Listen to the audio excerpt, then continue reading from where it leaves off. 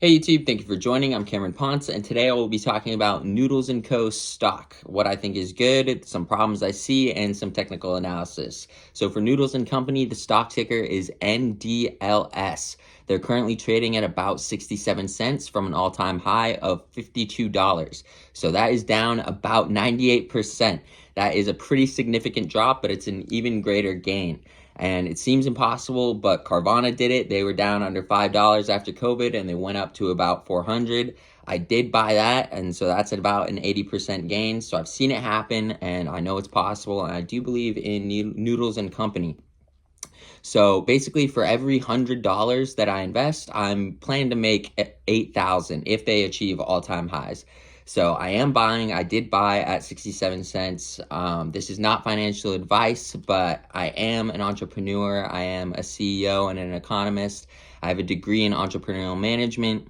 And obviously, I'm not on the Forbes list yet, but I do know at least how to not run a company into the ground. So like I said, not financial advice. The main reason for making this video is basically just to record my trades and be able to look back on it. And also for Noodles executives to see this, hopefully. If you see this and you're watching, watch it and watch it good, because I think I have some good advice for you. So basically, why I believe in it just comes down real and simple. They have a great product. Their Wisconsin mac and cheese is some of the best mac and cheese that I've had, at least that you can buy just in a restaurant or a fast food location. So I think, and that's not just me too, everybody I've met and everybody I know that has had Noodles & Company, they love it. I just watched a bunch of reviews on YouTube. They all love it, mostly.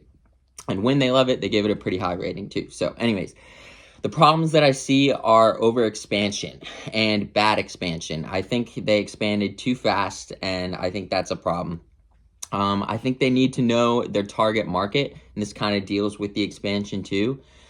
So their target market is college students, and I don't mean like community college students. I mean like university students, the type of students that spend 5 or 6 hours in the library and have money to DoorDash something nice that they want to eat and feel good about and have a hearty meal and, not have Burger King.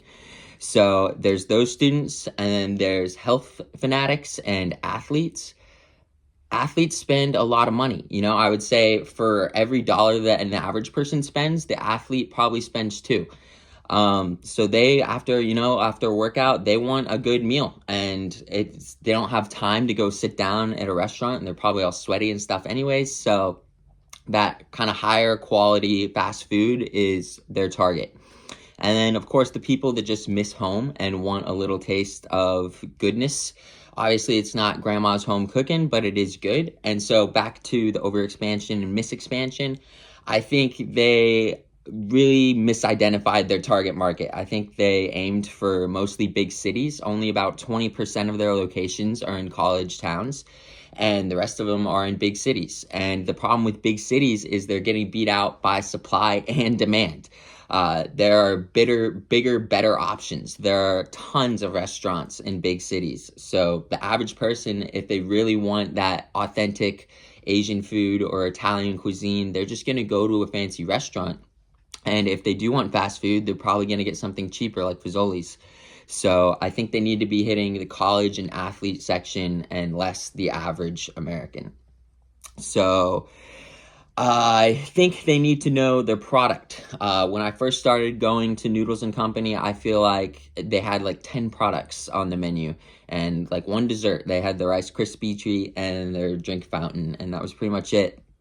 And so if you look at some of their successful competitors, some of the fast growing industries or restaurants in the industry, you've got In-N-Out. What do they sell? Burgers and fries. They don't even have bacon. I wish they had bacon, but they don't need it because their product is near perfect for what they are.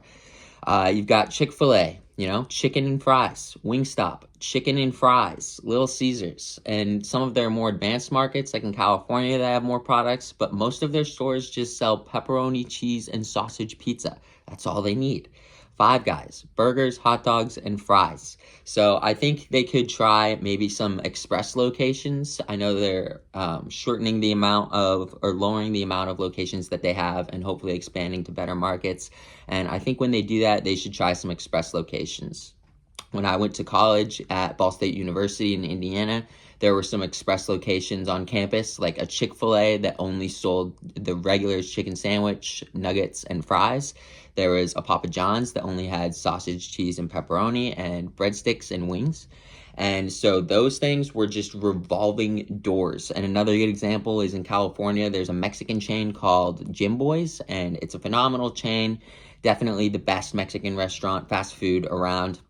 And they have a location that only sells the beef taco and Coca-Cola. No other drinks, no enchiladas, no quesadillas, no rice, no chips and salsa, nothing. Just not even chicken, just the beef taco and Coca-Cola, because those are their most or highest selling products, and that's all they need. And again, revolving door. I have never seen that place with less than 10 people in it, and there aren't even chairs to sit down. It's just a place to go real quick at that location. So, some analysis. I made a chart from 2015 to 2024. I would have included 2025, but we don't have the full financials for that yet, so I did not. I looked at profit and loss, whether they lost money or gained money. I looked at the stock price, which doesn't always actually correlate, whether it went down or up. I looked at menu changes, and I looked at the number of locations, the total locations. So, looking at these charts, or this chart, I noticed that 2 out of 9 were profitable years. So not very great. They're losing money pretty much hand over foot. But both of those 2 out of 9 years, they reduced their number of locations. So like I said, they expanded too fast, they hit the wrong markets, and they need to fix that quick if they're not going to go bankrupt. So 4 out of 9 of those years, the stock showed a price increase. And out of those 4, all of them lowered the amount of locations. 2 of those 4 reduced or kept the menu the same, and the other 2 out of 4 added healthier options like zucchini noodles or cauliflower options. So I think that pretty much sums it up. In conclusion, they have a great product. They have an amazing food for what they are, that kind of higher quality fast food. It is really good, and it's not too expensive, and there are a lot of calories. A bowl of macaroni and a side of chicken is like 1,000 calories or something like that, so it's a good meal. I think they have a great product. I think they need more university towns, less big cities. That is a problem for them, and I think they need to stick to their popular items, know the popular items. Like I said, they could do express locations. I think that would do really good, maybe in malls or airports or college towns. And I think they could literally get away with macaroni, spaghetti, and the pad thai. Like, that's it. So I hope you guys like this video. I hope you learned some stuff about Noodles & Company. If you plan to invest, definitely do your own research. Go check everything out. If you haven't eaten at Noodles & Company, whether you plan to invest or not, go ahead and eat there. And I recommend the macaroni. It's beautiful. But that's it for this video. Please like, comment, share, subscribe. Let me know what you think. If you like Noodles & Company, if you think their stock will have an amazing rebound, or if they're destined for failure. And please check out my other stuff. Have a good one, and thank you for watching.